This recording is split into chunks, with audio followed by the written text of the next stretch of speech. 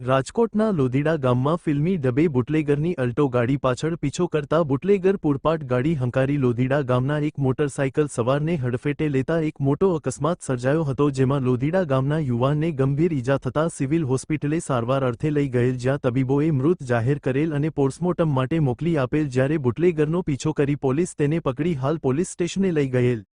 દેશી દારૂ ભરેલ કારે અકસ્માત સર્જ્યો. જનતા પાસેથી જાણવા મળતી માહિતી. એક તો ગુજરાતમાં દારૂબંધી છે, તો આ દારૂની હેરાફેરી ક્યાંથી કરે છે? એક ગામ એવું બતાવો જ્યાં દારૂ ના મળતો હોય એવું. દારૂ પીને મરે એ તો સમજાણું, પણ રોડ ઉપર નીકળો તો પણ દારૂવાળા એક્સિડેન્ટમાં મારી નાખે લોકો. આ બાબતે ગુસ્સે ભરાયા હતા. રિપોર્ટર પ્રવીણ મેર, રાજકોટ.